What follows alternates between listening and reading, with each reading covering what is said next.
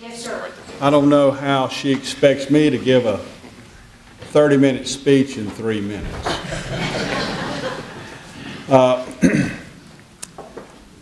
Fellow patriots of the Mortee citizens, I salute you. Larry Holder and I joined the Tea Party during the rally at the Southern Pines Post Office because we were very concerned about the core values of our community, state, and our country. As it had become evident to us that the values and ideals of our parents and grandparents had passed down, to us were being lost and eroded by a group of judges legislating from the bench and elitist political people that aspired to become, in their own minds, the blue bloods or in the royal family of the USA. Later, after attending the 4th of July parade in Carthage with the Tea Party, I received notification of the 9/12 rally and march in Washington, D.C. It was there that I understood, standing on the lawn of the Capitol, listening to the speakers, what the original patriots of the Boston Tea Party wrote after they threw 342 chests of tea from 3 ships into the sea. And I quote, "A freeborn people are not required by the religion of Christ to submit to tyranny, but may make use of such power as God has given them to recover and support their liberties." When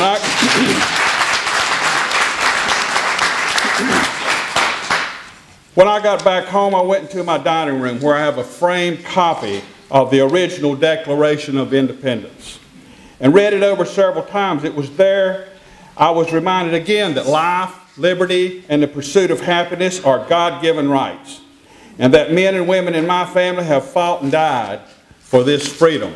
Men like my grandfather, 5 times removed, Sterling Cooper, who was fought in George Washington's army. Johnny Ralph Holder, my uncle, who was the first Moore County soldier killed in the Korean conflict. They had fought and died for my freedom.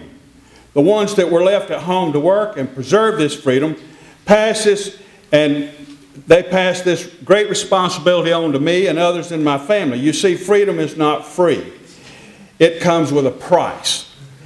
It is with this in mind that I go on to what I came here today to speak about, which is the Tea Party as I understand it.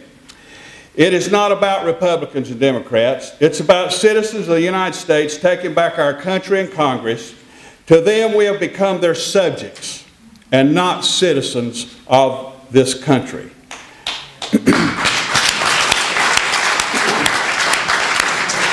Our senators and representatives have become elitist. They will not call us back.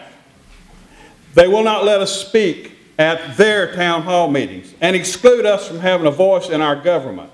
They also are now meeting in secret behind closed doors to impose legislation on us that we have not read, nor want, or understand, and because of their elitist attitude, they think we are incapable of taking care of ourselves and that they know what is best for us.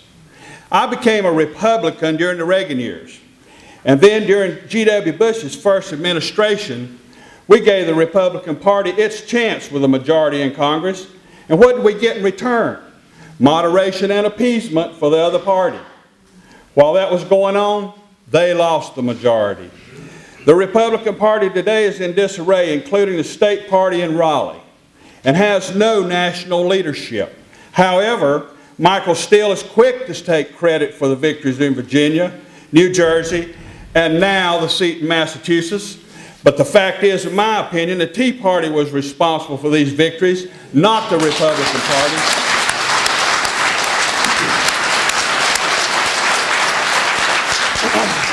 Also, there are some people and groups that would like to get control of the Tea Party's power and clout to promote their own agenda. Some of the latest polls indicate that we can compete as a party in our own right and pull a lot of Republicans, Democrats, and independents with us, instead of moderate Republicans representing our votes, which has always ended in disaster. We must find new leaders, leaders that can live on the salary that the job pays and not take handouts or bribes from lobbyists. Leaders that will reinforce our core values leaders that are not afraid to speak the name of the Lord Jesus Christ of Nazareth in public, and that will defend the Constitution of the United States, which was given to us by Almighty God, and who will defend the rights of unborn children and the sanctity of marriage, and that marriage is between a man and a woman.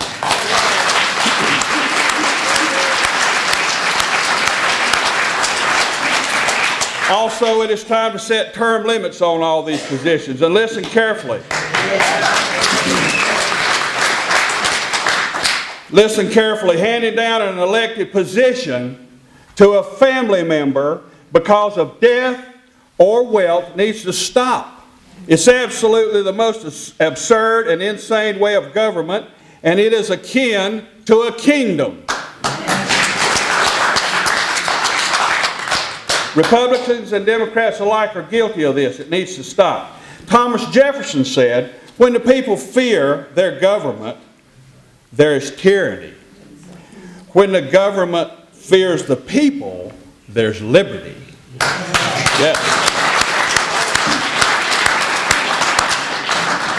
Finally, it is specifically stated in the Health Care Bill 3200, and I quote, "This bill will not apply to members of Congress." Amendment 28 of the Constitution of the United States says, "Congress shall make no laws that apply to the citizens of the United States. It does not apply equally to the senators or representatives."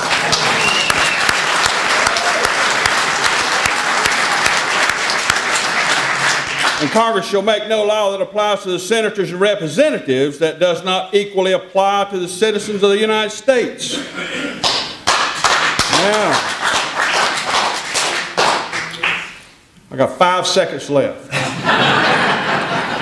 We need new leaders in Congress. Mac Anderson said, and I quote, "A true leader has the confidence to stand alone, the courage to make tough decisions, the compassion to listen to the needs of others. They are much like eagles. They don't flock. You find them one at a time." May God bless you, and may God bless America.